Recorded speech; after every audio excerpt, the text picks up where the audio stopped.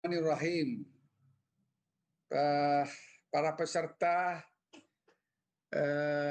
sidang ini yang saya hormati, saya mendapat tugas dari panitia untuk memberikan suatu topik tentang masalah kasus-kasus etik yang paling sering terjadi dalam praktek sehari-hari. Bagaimana kita pemecahannya dan apa yang dapat kita pelajari dalam hal ini. Sebenarnya kalau berbicara masalah etik dalam kedokteran ini, kita pelajari sejarah bahwa 2.500 tahun sebelum Masehi katanya sudah mulai digagas. Kemudian dilanjutkan dengan pertemuan-pertemuan atau ide-ide daripada para ahli setelah itu. Silakan, keluar. Kalau kita bicara tentang etika ini sebenarnya dari bahasa Latin, yang berarti sebenarnya kesopanan atau semacam akhlak. Tentu dalam hal ini akhlak dari seorang dokter dalam menangani pasiennya untuk memberikan pelayanan yang terbaik dan hubungannya dengan masyarakat sekitar dan dengan koleganya. Terus, yuk. Kode etik pertama kali dia digagas yaitu 2005 tahun sebelum Masehi, dia itu di Mesopotamia. Ini seperti tertulis di sini. Langkah lamanya sekarang sudah 2020 Masehi, kita masih berkutat tentang masalah etik ini. Yang paling berjasa adalah Tuan Hammurabi, ya, yang mengagas ini mengatur sikap bagaimana seorang dokter bersikap dalam melayani pasiennya supaya tidak terjadi hal-hal yang melanggar dari kode etik itu sendiri. Tapi ini seluruhnya memang sulit kita terapkan karena terlalu terperinci. Ya, dan apalagi perkembangan ilmu kedokteran sekarang sudah demikian jauh dan nilai-nilai kehidupan masyarakat juga makin jauh. Baik, terus slide. Pelopor dari kode etik ini kita lihat dari Hammurabi yang pertama kali, yang ini dari Mesir, ia itu 1750 sebelum Masehi. Ya, kemudian kita lihat di Hippocrates yang melakukan sumpah 450 tahun sebelum Masehi sampai pada John Rawls. Slide, silakan. Kode etik di Indonesia tentu berpedoman kepada kode etik internasional, apalagi kita sebagai suatu negara yang baru lahir. Kode etik internasional ini telah diumumkan tahun 1949 oleh World Medical Association, Persatuan Dokter Seluruh Dunia, pada muktamar ketiganya, ya, muktamar ke-22 ini tahun 1998 di Sydney dilanjutkan dan berubah sampai setiap tahun mengalami perkembangan perubahan. Dirumuskan pertama tahun 49, kemudian setiap pertemuan, setiap muktamar WMA kode etik ini dirubah atau disesuaikan dengan kondisi zaman di waktu itu tentunya. Slide. Slide. Untuk Indonesia, rujukan kita dalam menyusun kode itu berasal dari Imhotep dari Mesir, Hippocrates dari Yunani, dan Galenius dari Roma. Dari ketiga pendapat ahli ini yang hidup beratus tahun sebelum Masehi ini, kita menyusunlah kode etik kedokteran untuk Indonesia. Slide. Apa yang diharapkan oleh para pendahulu ini yang dijadikan rujukan ini dari sikap seorang dokter yang diharapkan di dalam menjalankan prakteknya supaya tidak terjadi hal-hal yang tidak diingini oleh si pasien atau oleh masyarakat. Yaitu diharapkan dokter itu berketuhanan.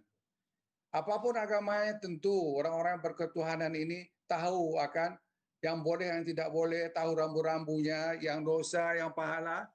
Kemudian seorang dokter diharapkan punya niat yang murni untuk menjalankan tugasnya sebagai dokter. Kemudian diharapkan berbudi luhur, rendah hati, dan berkesungguhan untuk kerja, sehingga nanti pasien tidak terbengkalai. Ada banyak nanti kasus yang akan diperlihatkan bahwasanya seorang dokter sudah selesai mendiagnosa, dia pergi tanpa menjelaskan masalah-masalah yang terjadi kepada penggantinya. Juga seorang dokter diharapkan berintegritas ilmiah dan sosial yang tinggi agar dalam menjalankan tugasnya tidak memberikan kecederaan kepada pasien. Dan diharapkan terakhir adalah kesejawatan yang tidak diragukan. Karena bagaimanapun dokter tidak bisa praktek sendiri, apalagi di zaman-zaman modern sekarang ini. Sudah banyak spesialisasi sehingga tidak bisa berpraktek, apalagi di kota-kota besar sebagai seorang dokter umum di 50 tahun yang lalu. Inilah banyak hal yang harus diperhatikan oleh dokter sebenarnya. Dengan 7 hal ini saja barangkali yang diharapkan untuk sifat dari seorang dokter, saya yakin bahwa tidak akan banyak keluhan-keluhan tentang pelanggaran etik. Terus silakan. Slide.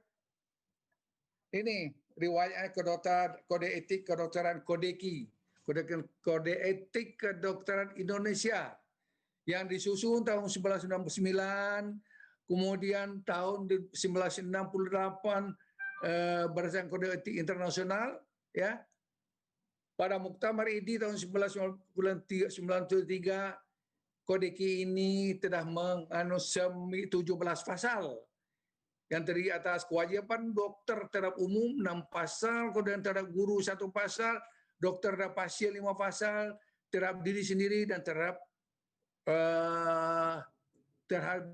sejawat masing-masing 2 pasal. Kan tetapi pada Muktamar MKEKID tahun 2007 di Pekanbaru telah menjadi 21 pasal. Terus slide. Apa sebenarnya lagi menjadi latar belakang sehingga perlu dipedomani etik kedokteran ini? Ini adalah ketentuan dari Undang-Undang Dasar 45 di mana kesehatan adalah hak asasi manusia. Karena itu masyarakat berhak mendapatkan pelayanan yang bermutu. Nih, tercantum dalam Undang-Undang Dasar 45. Dan negara berkewajiban melindungi masyarakat dari pelayanan kesehatan yang tidak profesional. Demikian tegasnya dari 2 ketentuan ini saja seorang dokter harus bekerja sungguh-sungguh dengan kemampuan keilmuan yang dimilikinya untuk keselamatan pasien. Slide. Lalu standar pelayanan apa yang harus kita beri kepada pasien dalam menanggulangi kesehatan daripada pasien itu? Harus dilakukan dalam penanggulangan pasien dengan sebaik-baiknya sehingga memperoleh hasil yang tertinggi yang diinginkan oleh kedua belah pihak. Rumusan tingkat kinerja yang disepakati bersama yang mampu dicapai berkaitan dengan parameter yang ditetapkan. Jadi tidak bisa seorang dokter menentukan sendiri tanpa pedoman kepada dasar-dasar ilmu yang dianut dan upaya tertinggi sehingga tujuan dari penanganan pasien itu berhasil dengan baik. Maju, silakan. Slide.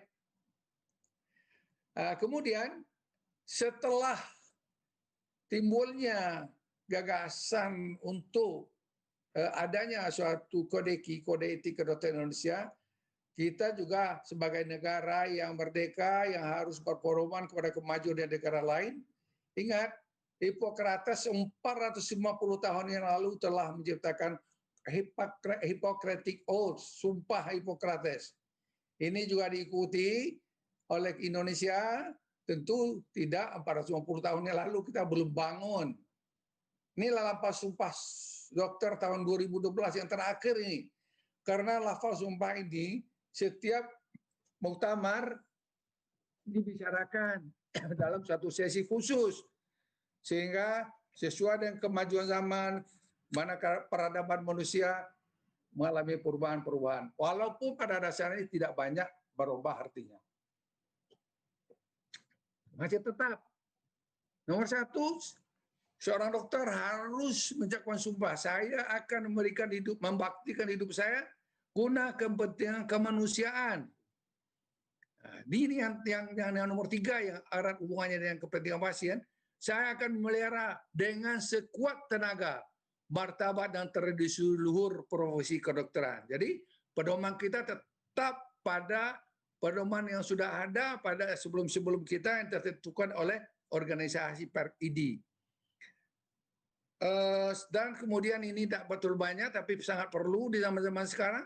Saya akan merahasiakan segala sesuatu yang saya ketahui karena keprofesian saya sebagai dokter.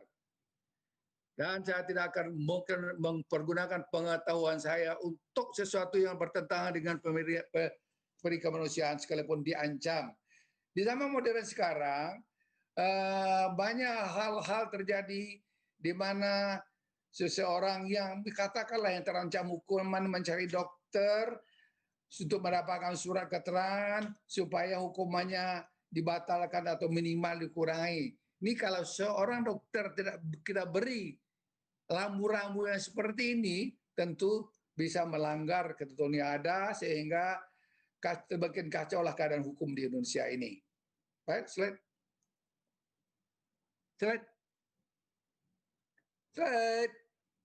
Mana nih? Dia kita lihat sampai ke nomor 10 nih, poin 10. Inilah sikap seorang dokter terhadap sejawatnya. Betul-betul memperlakukan saudara sebagai saudara kandung sehingga dalam praktek tidak boleh gesek-gesekan atau merampas pasien dari kolega kita ambil, ya, atau mungkin kita panggil malahan agar berobat ke kita. Ini dengan adanya rambu-rambu dari Kodeki dan lafal sumpah dokter ini, sehingga diharapkan tentunya akan berjalanlah praktek kedokteran yang nomor 8 ini saya kira perlu saya berikhtiar dengan sungguh-sungguh supaya tidak terpengaruh oleh pertimbangan keagamaan, kebangsaan, kesukuan, gender, politik, kedudukan sosial, dan jenis penyakit dalam mengenai kewajiban saya ini juga kurang berkali, tidak pengaruh oleh uang. Ini kita sudah mendeteksi adanya dokter-dokter yang melanggar sumpah atau kodeki karena mungkin diberi uang. Slide.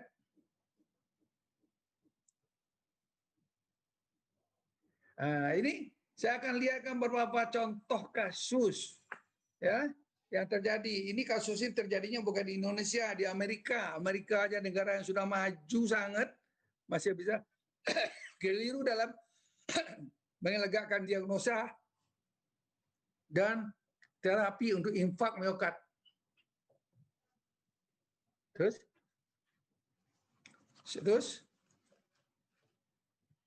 ini kasus nomor 1 sih ada 7 kasus, kalau sempat nanti semuanya akan kita tampilkan. Tahun 2019 di Pennsylvania, Amerika Serikat. Sehingga tuntutan kepada dokternya hanya sedikit, cuma $1.750.000 Amerika, itu tolong dirupiahkan. Ini riwayatnya seorang laki-laki 44 tahun datang ke satu pelayanan yang disebut Express Care Urgent, fasilitas pelayanan kegawatan di Philadelphia dengan keluhan nyeri dada khas, ya ini namanya angina pectoris, jadi dada khas pada daerah punggung dan di belakang lidahnya. Kemudian si dokter di tempat pelayanan itu mendiagnosa pasien sebagai suatu gangguan acid reflux atau kita dengar dengan GERD, neuropati, dan memberi mereka adalah obat untuk lambung di sini, Pepcid, tanpa with instruction untuk dan dengan ketentuan bila masih merasakan gejala tetap pergi ke hospital. Ini kan tempat pelayanan biasa seperti daerah emergensi. Tapi pada hari keesokannya pasien menderita masif infak serangan jantung sehingga ditemukan meninggal di rumahnya. Ini kemudian si pasien melalui pengacaranya mensu si Express Care untuk membayar $1,7 miliar. Ini di luar negeri. Kenapa? Tidak ada data-data tentang physical diagnosis yang jelas, ECG-nya tidak ada, laporan hasil laboratorium yang menunjukkan enzim dan troponin segala macam dalam mendiagnosa suatu acute coronary syndrome tidak ada. Dan juga tidak ada foto. Hanya pasiennya didiagnosa oleh dokternya sebagai gangguan lambung atau reflux. Inilah suatu contoh dari pada pelanggaran dari kode etik kedokteran yang tadi dikatakan, tidak berpraktek secara serius, tidak sungguh. Ini hal yang diharapkan disinggung oleh Hammurabi, supaya seorang dokter itu harus ada kesungguhan di dalam melakukan tugasnya. Ini tidak sungguh-sungguh, tidak serius, tidak menggunakan keilmuannya yang maksimal untuk menangani pasien, sehingga jadilah kecelakaan. Ini suatu contoh. Di Indonesia, di bidang kardiologi kita belum pernah mendapat laporan seperti ini. Atau mungkin ada laporan tidak sampai yang lebih bagus untuk SPJP-nya. Slide. Nah, ini kasus nomor 2. Dia jelas penggunaan efek TPA pada tisu plasminogen aktivator yang diberikan kepada seorang pasien yang belum ditegakkan diagnosa STEMI atau tidak, sudah diberi TPA sehingga terjadilah pendarahan otak, sehingga terjadi tetraplegi pada pasien. Terus maju. Nah, ini pasiennya. Kita jelas lihat pemberian TPA secara gegabah ya menyebabkan epidural bleeding dan terjadilah quadriplegic, kelumpuhan daripada keempat anggotanya. Nah, ini kardiologisnya saya kira juga serampangan ini disebut kardiologis di sini. Because no ST elevation on the ECG, kan tidak infak. Toh infak yang non semi juga tidak mendapatkan RTPA ini. Terus ini kelalaian barangkali tidak belajar dengan baik, tidak memperdomani pedoman harus ketika dikerjakan. Jadi di skip ini, terus maju. Kasus nomor 5. Nah, ini kasus nomor 5 ini ada 3 pihak. Ada pihak ketiga ini. Dokter S sangat jengkel, dokter S dokter yang lama dengan pasien-pasien yang datang kepadanya yang sebelum atau sesudahnya berkonsultasi dengan dokter lain untuk masalah yang sama. Dokter S menganggap ini merupakan pemborosan dan juga merugikan bagi kesehatan pasiennya. Dokter S memutuskan untuk berbicara kepada pasien tersebut bahwa tidak akan merawat mereka jika mereka tetap menemui dokter lain untuk penyakitnya. Kalau kita tinjau dalam azas kesopanan, apalagi dalam ketentuan kedokteran, sebenarnya tidak ada masalah. Si pasien menanyakan dulu ke dokter lain atau pergi minta second opinion atau third opinion dari dokter lain. Tapi inilah suatu sikap yang sebenarnya tidak mulia, yang tidak perlu kita contoh, malah memutuskan tidak untuk berbicara pada pasien-pasien tersebut bahwa dia tidak akan melayani. Itu sebenarnya kalau dalam keadaan sekarang ini sudah merupakan delik aduan, bisa diadukan bila terjadi sesuatu dengan pasien itu. Slide. Nah. Anissa kasus kelima ini hubungan dokter dengan masyarakat. Ya, kurang baiknya hubungan dokter dan masyarakat. Dokter harus berdampak perilaku pasien ke pihak ketiga. Tidak ada larangan untuk dokter untuk si pasien menanyakan kepada pihak ketiga atau untuk memeriksakan diri. Dokter harus pada karena pasien sering tidak membuat keputusan rasional. Lalu sebenarnya hubungan dokter dengan pasien di sini sudah terganggu.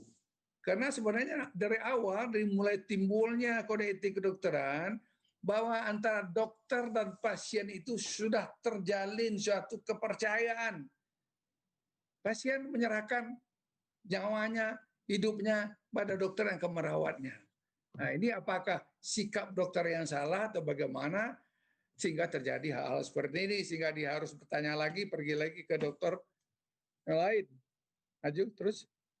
Seorang dokter yang berpraktek untuk kaitannya dengan etika kedokteran ini, kita harus memperhatikan sebelum mengadakan penanganan terhadap seorang pasien. Tapi risiko misalnya melakukan tindakan. Apa risiko terhadap pasien ini? Ini harus diterangkan sebaik-baiknya. Misalkan saja mengenai intervensi. Sering pasien menanyakan, ada berisiko enggak, Dok? Karena haram mengharapkan sesuatu. Kita maka, oh tidak berisiko, enggak apa-apa. Tidak boleh sekali-kali. Kenapa? Sering terjadi pasien belum diapa-apakan, baru akan puncture aja, pasien sudah ventricular fibrilasi, mati. Nah, apa daya kita kalau kita mengatakan tidak akan apa-apa? Harus diberitahu, risiko tetap ada, sampai kematian pun bisa ada, kita bisa meramalkan. Tapi kita berdoa, mudah-mudahan pekerjaan yang akan saya kerjakan nanti itu cukup aman. Ibu berdoa, cukup aman sehingga pekerjaan lancar dan hasilnya bagus. Ya. Risiko terhadap dokter dan petugas juga ada tuntutan hukum kalau terjadi kita bisa masuk membayar sejumlah uang atau masuk penjara. Dan risiko terhadap organisasi jelas ini akan merusak citra organisasi. Misalnya saya sebagai kardiologis katakanlah senior pasiennya mati karena tidak saya berikan keterangan terlebih dulu, risiko tambah berat. Pasien mati ya biasa, tapi kalau kita tidak memberikan pemberitahuan kepada keluarga terlebih dahulu, dia tentu kaget, pasien mau ditolong malah mati. Tapi untungnya pasien-pasien Indonesia ini baik sekali. Saya mendengar beberapa kasus terjadi, malah di tempat saya, di hadapan kita, tapi pasiennya karena agamis barangkali, memang sudah ajalnya, matinya di rumah sakit jantung harapan kita, pasien tidak apa-apa. Karena soal mati ada soal Tuhan, bukan soal dokter katanya. Ya kalau itu begitu terus, tapi kalau ada yang nakal, kita akan repot. Ya, kita harus menjalankan manajemen terhadap keluhan pasien. Pasien mengeluh, ini kan adanya dari pasien mengeluh, belum tentu diagnosanya infak udah dikerjain. Pasien hanya pasien yang sudah jelas suatu infak serius, infak akut, dikatakan sakit lambung. Nah, ini kan tidak ada manajemen keluhannya. Asuransi juga bisa mengklaim kita. Ya, perlu keterbukaan ya. Jangan semua ditutup-tutupi, semua dibuka aja. Saya selalu mengatakan, Bapak boleh menolak, tapi risikonya ini. Kalau dilakukan kebaikannya ini. Harusnya kita begitu bersikap sebagai seorang dokter, sehingga kita tidak akan melanggar, menabrak, atau menyerempet ketentuan yang ada dalam Kode Etik Kedokteran Indonesia yang sejumlah 21 pasal itu. Dan juga tidak akan melanggar apa yang ditentukan dalam Sumpah Dokter. Ya. Hanya saja ya kejadian pas sekarang ini duit sudah sangat dibutuhkan sehingga kadang-kadang dokter kurang memperhatikan terhadap alaminya. Yang sering terdengar terakhir adalah yang dialami dalam bidang kebidanan dan penyakit kandungan. Ingat, yang terjadi di Saleh, lebih dari 1.000 orang pasien telah dilakukan, katanya disebutnya adalah pembunuhan bayi, ya, yang dilakukan oleh seorang SPOG senior. Ini memang sudah kewalahan barangkali, sudah haus dengan duit. Ingat kita bahwasanya minum duit itu bagaikan meminum air laut. Makin diminum makin haus. Ya, sudah punya Mercedes, ingin Rolls Royce, ingin Ferrari Royce, ingin hotel, ingin apa segala macam. Untuk seorang dokter yang memenuhi ketentuan yang diharapkan tadi, yang diharapkan oleh pendiri penggagas dari Kode Etik Kedokteran, kita harus memiliki 7 sikap. Pertama, berketuhanan. Kedua, mempunyai niat yang serius. Ketiga, mempunyai keluhuran budi. Keempat, harus bekerja yang benar-benar bekerja dan ada integritas ilmiah dan sosial. Keempat, kehukuman dengan sejawat yang tidak boleh ditawar. 7 sikap ini aja kalau kita pakai, mudah-mudahan kita tidak akan terkena oleh ekses-ekses pelanggaran kode etik, sehingga kita selamat sampai kita berangkat ke liang kubur. Terus, ini take home message untuk pegangan kita sebagai SPJP di dalam melaksanakan tugas kita sehari-hari, sehingga apa yang menjadi tujuan dari adanya profesi kedokteran yang dikatakan ada profesi yang luhur dan mulia, yang tertua di dalam kemasyarakatan, yang terjadi di mana terjadi hubungan antara dokter sebagai si penolong dan pasiennya. Kemudian kita ingat aja sumpah dokter, karena dalam sumpah dokter ini sudah masuk juga ada kode ki di dalamnya. Kemudian etika umum, ya. Tapi saya yakin banyak di antara kita tidak sempat lagi baca itu sumpah dokter, lafal sumpah dokter. Nah, cobalah mulai hari ini baca paling kurang sekali. Dan kita harus bertentu dalam standar pelayanan medik yang ada. Nah, ini dikatakan di kode etik profesi. Ya, jangan lagi mengatakan orang sudah infak akut yang serius yang harus mengalami primary PCI dikatakan sakit lambung. Ini banyak terjadi di Indonesia. Sehingga hendaknya kita SPJP jangan sungkan-sungkan memberitahu kolega kita SPPD, jangan buru-buru mengatakan itu gas rite saja, dan sebaiknya adalah pastikan itu bukan jantung. Kalau bukan jantung pasti lambung. Dan tidak boleh lupa juga karena kerja kita di rumah sakit, kita juga harus mengetahui peraturan rumah sakit, kemudian undang-undang dan peraturan kesehatan. Right? Ya, saya kira itulah yang dapat saya sampaikan di dalam kita menjalani praktek sebagai seorang dokter, sebagai seorang penolong yang harus mengetahui dan menghayati, menjunjung tinggi pada etika kedokteran dan sumpah dokter demi tercapainya tujuan kita dalam menolong pasien kita. Pertahankanlah sifat-sifat mulia Anda sehingga Anda tidak terpengaruh dengan apa saja dan uang. Ada satu contoh lagi sebenarnya yang ingin saya sampaikan. Di Indonesia ini, saya dulu kan sebagai komite medik di Perki. Nah, ini seorang pasien terkenal, sangat terkenal karena dia ketua partai politik, ya, tersangkut masalah hukum, ada nantilah saudara sendiri tahu orangnya. Terus dia ditangani di rumah sakit Market Siloam, RCC pasien masuk di situ mengeluhnya vertigo, sakit lambung, ada keluhan tentang gula-gula. Tidak ada ECG, gambaran ECG, tidak ada laporan tentang enzim atau marker yang lain seperti troponin T, tapi pasien minta di PCI, di kateter, di PCI dilakukan pasang ring. Nah, ini kan sudah jelas-jelas kasat mata tidak benar.